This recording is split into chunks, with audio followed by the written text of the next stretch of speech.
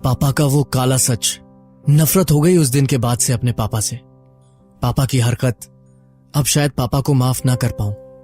एक पल मैंने सोचा था मेरे मन का वहम है, पापा थोड़ी ना कोई गलत काम करेंगे।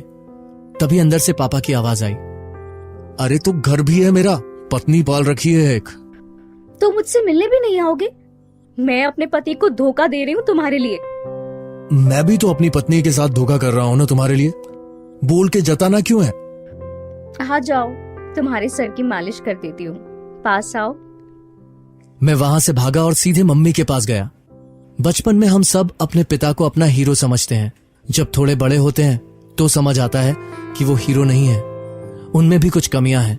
लेकिन सबसे बुरा होता है जब आपके पिताजी आपकी लाइफ का विलन बन जाएं। मैं सोहम हूं, 21 साल की उम्र है मेरी।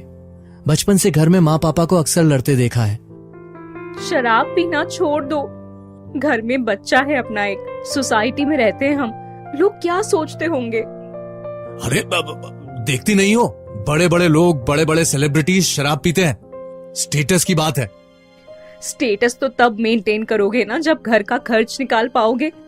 डब्बे में दाल नहीं है लेकिन आपको मलाल नहीं है।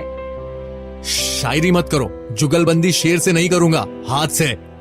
हाँ हाँ, बस बाहर तो महात्मा गांधी बन के घूमो और घर में हिंसा का पालन करो। देवता जैसा आदमी हूं मैं, हर तरह का ज्ञान है, बस घर में ही इज्जत नहीं है। बच्चे की फीस भर दो, आज क्लास के बाहर खड़ा था वो, उसकी इज्जत क्यों कम करवा रहे हो? अरे तो मैं भी मुश्किलों में पढ़ा हूँ, 8 किलोमीटर पैदल चलकर जाता था स्कूल। जो सीखे हो स्कूल जाकर, उससे तो नहीं ही जाते। तू पढ़ी लिखी होती तो समझ पाती कि मैंने क्या क्या सीखा है। पढ़ी लिखी नहीं हूँ, लेकिन इतना तो पता है कि घर भाषण से नहीं राशन से चलता है। इतनी बढ़िया शेरो शायरी कर लेती है तो मुशायरे में जाके पैसा कमा ले। पति की नाक में दम क्यों कर रखा है?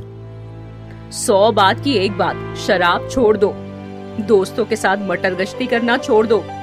लड़के नहीं रहे अब, आप बाप बन गए हो। आपके घर में लड़का है, उसके दिन है ऐश करने के, आपके नहीं। तो उसको रोकता हूँ क्या? जो करना है करे, खेले पढ़े घूमे, उसकी मर्जी है। मैं तुम जैसा नहीं हूँ जो किसी की मर्जी में टांग अड़ाए। मुझे पापा की बात सही लगती थी। अक्सर माँ पापा को इस बात पर सुनाती रहती थी कि शराब क्यों पीते हो। मैं भी कुछ बोलने का सोचता, लेकिन पापा को किस हक से रोक सकता था जब वो मुझे किसी बात के लिए नहीं रोकते थे। हाँ, माना कि उनके पास पैसे नहीं थे, लेकिन दुनिया में और भी तो गरीब लोग हैं।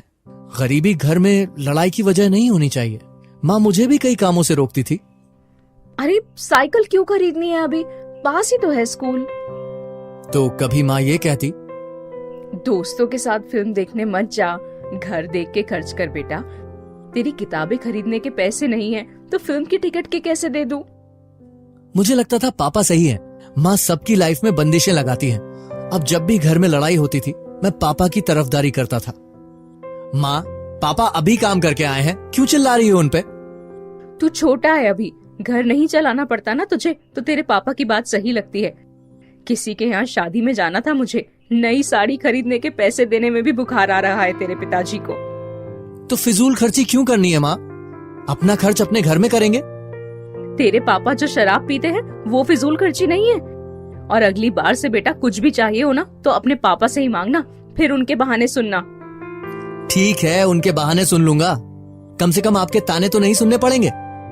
तो खाना बनवा लो ना फिर अपने पापा से, पूछ लो कोई सब्जी लाए हो तो, या आज भी काली दाल में पानी डाल के कुछ बनाओगे। बात तो सही थी कि मेरी जरूरत की चीजें माँ ही दिलवाती थी।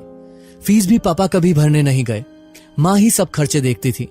नानी हमारे घर आके जरूरत का सामान दे जाती थी तो घर का काम चलता रहता था। लेकिन पापा ने मुझे आजादी दी थी, उसकी कीमत के सामने मम्मी के किए काम छोटे पड़ जाते थे। और मम्मी की किचकिच से तो पापा लाख गुना बेहतर थे। दिन बीतते गए, मैं कॉलेज में आ गया था। अब भी माँ के प्रति यही सोच रखी थी कि माँ हमेशा मुझे रोकती हैं, और ऐसा होता भी रहता। एक दिन कॉलेज के बाद मैंने माँ से पूछा, माँ, एक दोस्त की बर्थडे पार्टी है, कुछ पैसे दे दो, गिफ्ट देना है। बेटा, दोस्ती गिफ्ट से थोड़ी चलती है, ऐसे ही चले जा। माँ, सब लेके आएंगे और मैं खाली हाथ जाऊंगा, अच्छा थोड़ी लगेगा। बेटा, बात तो सही है तेरी, एक काम कर, फिर मत जा। माँ, ऐसे कैसे? याद है एक बार जब मैंने कहा था कि किसी की शादी में जाना है, तूने कहा था कि फिजूल खर्ची क्यों करना है। बेटा वही नियम अपने आप पर भी लागू कर लो। मैं मन ही मन माँ को कोसने लगा। तभी पापा आ गए। वो थोड़ी जल्दी में थे। रात को लेट आऊंगा, अभी नहा के कहीं जाना है।